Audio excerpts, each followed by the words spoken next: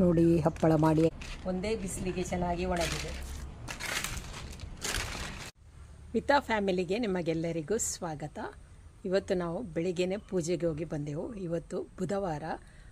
ಇವತ್ತಿನಿಂದ ನಮಗೆ 40 ದಿನದ ತಪಸ್ಸು ಕಾಲ ಸ್ಟಾರ್ಟ್ ಆಗ್ತದೆ. ಅಂದರೆ ನಮ್ಮೂರಲ್ಲಿ ಕಪ್ಪು ತಿಂಗಳು ಅಂತ ಹೇಳ್ತೇವೆ ನಾವು. ಹಾಗೆ ಇವತ್ತಿನಿಂದ ನಾವು 40 ದಿವಸ ನಮಗೆ ತಪಸ್ಸು ಕಾಲ ಆಗಿರ್ತದೆ. ಹಾಗೆ ಇವತ್ತು ಬೆಳಗ್ಗೆನೆ ಪೂಜೆಗೆ ಹೋಗಿ ಬಂದೆವು. ಹಾಗೆಯೇ ನಮ್ಮ ಹಣೆಗೆ ಇವತ್ತು ಬೂದಿಯನ್ನು ಹಚ್ಚಿ ಇವತ್ತಿನ ದಿನವನ್ನು ನಾವು ಸ್ಟಾರ್ಟ್ ಮಾಡ್ತೇವೆ. ಹಾಗೆ ಇವಾಗ ಪೂಜೆಗೆ ಹೋಗಿ ಬಂದೆವು. ಇವತ್ತು ನಮಗೆ ಸ್ವಲ್ಪ ಉಪವಾಸ ಹಿಡಿಲಿಕ್ಕಿದೆ. ಫುಲ್ ಡೇ ಉಪವಾಸ ಅಂತ ಅಲ್ಲ, ಬೆಳಿಗ್ಗೆ ಕೂಡ ಸ್ವಲ್ಪ ತಿನ್ಬೋದು, ಮಧ್ಯಾಹ್ನ ತಿನ್ಬೋದು, ರಾತ್ರಿ ಕೂಡ ಸ್ವಲ್ಪ ತಿನ್ಬೋದು. ಆದರೆ ಮಧ್ಯದಲ್ಲಿ ಏನು ತಿನ್ನುವ ಹಾಗಿಲ್ಲ. ಹಾಗೆಯೇ ನಾವು ದಿನಾಲೂ ತಿನ್ನುವ ಹಾಗೆ ಅಂದರೆ ಹೊಟ್ಟೆ ತುಂಬುವಷ್ಟು ತಿನ್ನುವ ಹಾಗಿಲ್ಲ. ನಾನು ಮಧ್ಯಾಹ್ನಕ್ಕೆ ಗಂಜಿ ಹಾಗೆ ಏನಾದರೂ ಚಟ್ನಿ ಮಾಡೋಣ ಅಂತ ಅಂದ್ಕೊಂಡಿದ್ದೇನೆ. ನೋಡಬೇಕು ಯಾವುದರ ಚಟ್ನಿ ಮಾಡೋದು ಅಂತೇಳಿ. ಹಾಗೆ ಇವತ್ತಿನ ವಿಡಿಯೋನ ಸ್ಟಾರ್ಟ್ ಮಾಡೋದಕ್ಕಿಂತ ಮೊದಲು ಯಾರು ಇನ್ನೂ ನನ್ನ ಚಾನಲನ್ನು ಸಬ್ಸ್ಕ್ರೈಬ್ ಮಾಡದೆ ನನ್ನ ವೀಡಿಯೋಸನ್ನು ನೋಡ್ತಾ ಇದ್ದರೆ ಪ್ಲೀಸ್ ನನ್ನ ಚಾನಲ್ಗೆ ಸಬ್ಸ್ಕ್ರೈಬ್ ಮಾಡಿ, ಸಪೋರ್ಟ್ ಮಾಡಿ.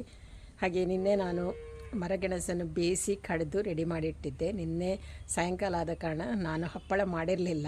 ಒಬ್ಬರು ಕಮೆಂಟ್ ಕೂಡ ಹಾಕಿದ್ರು ಹಪ್ಪಳ ಎಲ್ಲಿ ಅಂತೇಳಿ. ಆದರೆ ಹಪ್ಪಳವನ್ನು ಇವಾಗ ನಾನು ಮಾಡ್ತಾಯಿದ್ದೇನೆ. ನಾನು ನಿನ್ನೆ ಕಡಿದು ಫ್ರಿಜ್ಜಲ್ಲಿ ಇಟ್ಟಿದ್ದೆ. ಹಾಗೆ ಇವಾಗ ತೆಗೆದು ಹೊರಗಡೆ ಇಟ್ಟಿದ್ದೇನೆ. ಇವಾಗ ಬೇಗನೆ ಹಪ್ಪಳ ಮಾಡಿ ಅದನ್ನು ಒಣ ಹಾಕ್ತೇನೆ. ಹಾಗೆ ಇವಾಗ ಹಪ್ಪಳ ಮಾಡಿ ನಾನು ಒಣ ಹಾಕ್ತೇನೆ. ಚೆನ್ನಾಗಿ ಬಿಸಿಲಿದೆ. ಹಾಗೆ ಬೇಗನೆ ಅದರ ಕೆಲಸವನ್ನು ಮುಗಿಸಿ ಆಮೇಲೆ ಚಟ್ನಿ ಮಾಡ್ತೇನೆ. ಇವಾಗ ಅನ್ನಕ್ಕೆ ಅಕ್ಕಿಯನ್ನು ತೊಳೆದೆಲ್ಲ ಹಾಕಿ ಆಯಿತು. ಹಾಗೆ ಅನ್ನ ಬೇಯ್ತಾ ಇರ್ತದೆ. ಅಷ್ಟೊತ್ತಿಗೆ ನಂದು ಹಪ್ಪಳ ಕೂಡ ರೆಡಿ ಆಗ್ತದೆ. ಅದೇ ರೀತಿ ತೋಟಕ್ಕೆ ಹೋಗಿ ಹುಲ್ಲು ಕೂಡ ತರಬೇಕು. ಆಮೇಲೆ ನಾನು ಚಟ್ನಿ ಮಾಡ್ತೇನೆ. ಬನ್ನಿ ಇವಾಗ ಮೊದಲಿಗೆ ಹಪ್ಪಳ ಮಾಡೋಣ. ನಿನ್ನೆ ನಾನು ಕಡ್ದು ಇಟ್ಟಿದ್ದೆ, ಇವಾಗ ತೆಗೆದು ಹೊರಗಡೆ ಇಟ್ಟಿದ್ದೇನೆ. ಇವಾಗ ಹಪ್ಪಳ ಮಾಡಲಿಕ್ಕೆ ಬೇಕಾಗುವಷ್ಟು ದೊಡ್ಡದು ಇವಾಗ ಉಂಡೆಯನ್ನು ರೆಡಿ ಮಾಡ್ತೇನೆ. ಉಂಡೆಯನ್ನು ರೆಡಿ ಮಾಡಿ ಆದಮೇಲೆ ಹಪ್ಪಳ ಮಾಡಿ ಬಿಸಿಲಿಗೆ ಒಣ ಹಾಕ್ತೇನೆ. ಸ್ವಲ್ಪ ಎಣ್ಣೆಯನ್ನು ಕೂಡ ತೊಗೊಂಡಿದ್ದೇನೆ. ಇವಾಗ ಬೇಗನೆ ಉಂಡೆಯನ್ನು ಮಾಡ್ತೇನೆ.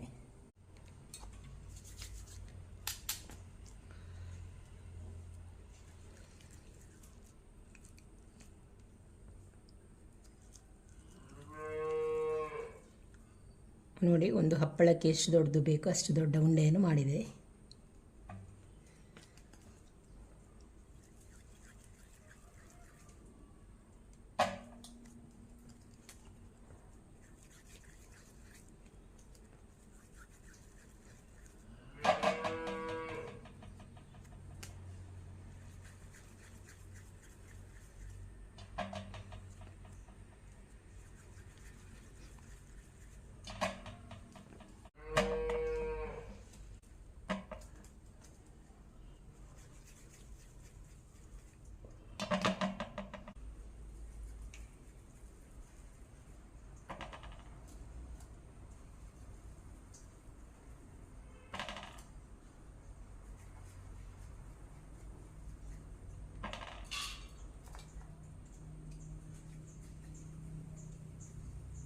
ನೋಡಿ, ಎಲ್ಲವನ್ನು ಇವಾಗ ಉಂಡೆ ಕಟ್ಟಿ ಆಯಿತು. ಈಗ ಬೇಗನೆ ಇದನ್ನು ಹಪ್ಪಳ ಮಾಡಿ ಒಣ ಹಾಕ್ತೇನೆ.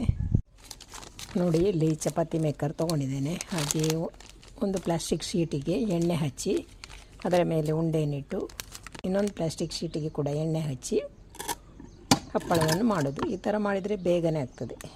ಇಲ್ಲಿ ಪ್ರೆಸ್ ಮಾಡಿದರೆ ಆಯಿತು. ನೋಡಿ, ಈಸಿಯಾಗಿ ಆಗ್ತದೆ. ಹಾಗೆ ಇವಾಗ ಸ್ವಲ್ಪ ಮಾಡಿ ಆಯಿತು. ಜಾನವರು ಬಿಸಿಲಿಗೆ ಹಾಕಿದ್ದಾರೆ. ನೋಡಿ, ಸ್ವಲ್ಪ ಹಾಕಿದ್ದಾರೆ.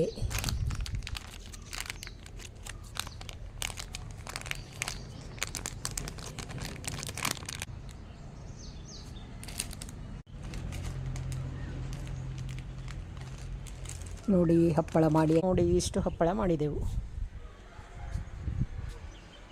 ಜಾನ್ ಮತ್ತು ನಾನು ತೋಟಕ್ಕೆ ಬಂದಿದ್ದೇವೆ. ಇವತ್ತು ಸ್ವಲ್ಪ ಲೇಟ್ ಆಯಿತು, 11 ಗಂಟೆ ಕಳೆಯಿತು. ಹಪ್ಪಳ ಮಾಡಲಿಕ್ಕೆ ಹೋಗಿ ಟೈಮ್ ಆದ್ದು ಗೊತ್ತಾಗಲಿಲ್ಲ. ಹಾಗೆ ಮತ್ತು ಬೆಳಗ್ಗೆ ಪೂಜೆಗೆ ಕೂಡ ಹೋಗಿದ್ದೇವಲ್ವ, ಹೋಗಿ ಬರುವಾಗಲೇ 9:30 ಆಯಿತು. ಆಮೇಲೆ ಹಪ್ಪಳ ಮಾಡಿ ಎಲ್ಲ ಆಗುವಾಗ ಇಷ್ಟೊತ್ತಾಯಿತು.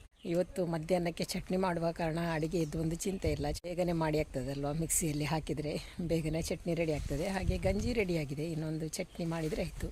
ಹಾಗೆ ಇವಾಗ ಬೇಗನೆ ಹುಲ್ಲು ಮಾಡಿ ಮನೆಗೆ ಹೋಗೋದು. ನೋಡಿ, ಹುಲ್ಲು ಕೂಡ ಇವಾಗ ಖಾಲಿ ಆಗ್ತಾ ಬಂತು.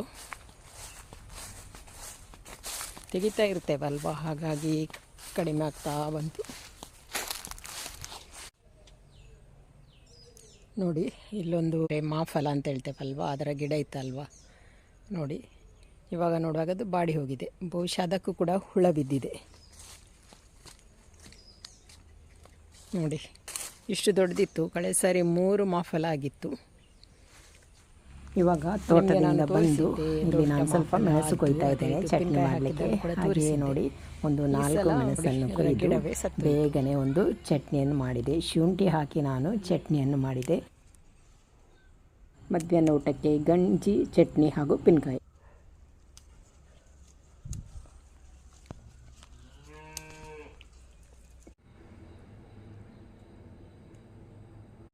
ನೋಡಿ ಇವಾಗ ಹಪ್ಪಳ ಮಾಡಿ ಒಂದು ಸೈಡ್ ಚೆನ್ನಾಗಿ ಒಣಗಿತ್ತು, ಇವಾಗ ಇನ್ನೊಂದು ಸೈಡು ಒಣಗಿಸಬೇಕು. ಹಾಗೆ ಇದನ್ನು ಇವಾಗ ಟರ್ನ್ ಮಾಡಿ ಹಾಕಬೇಕು. ನೋಡಿ ಒಂದು ಸೈಡ್ ಚೆನ್ನಾಗಿ ಒಣಗಿದೆ, ಇನ್ನೊಂದು ಸೈಡ್ ಕೂಡ ಇವಾಗ ಟರ್ನ್ ಮಾಡಿ ಹಾಕಿ ಒಣಗಿಸಬೇಕು. ಇವಾಗ ಎಲ್ಲವನ್ನು ನಾನು ಟರ್ನ್ ಮಾಡಿ ಹಾಕ್ತೇನೆ. ಎಲ್ಲವನ್ನು ಟರ್ನ್ ಮಾಡಿ ಹಾಕಿ ಆಯಿತು. ಇವಾಗ ಬೆಳಗ್ಗೆ ಮಾಡಿಟ್ಟ ಹಪ್ಪಳ ಹೇಗಾಗಿದೆ ಅಂತೇಳಿ ನೋಡ್ಕೊಂಡು ಬರೋಣ. ಅದೇ ರೀತಿ ಇವಾಗ ಸಾಯಂಕಾಲ ಆಗ್ತಾ ಬಂತು, ಅದನ್ನು ಕೆಳಗಡೆ ಇವಾಗ ತರ್ತೇವೆ.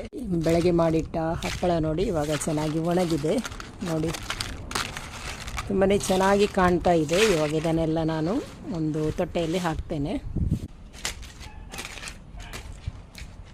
ತುಂಬ ಚೆನ್ನಾಗಿ ಒಣಗಿದೆ ಕೂಡ, ಒಂದೇ ಬಿಸಿಲಿಗೆ ಚೆನ್ನಾಗಿ ಒಣಗಿದೆ.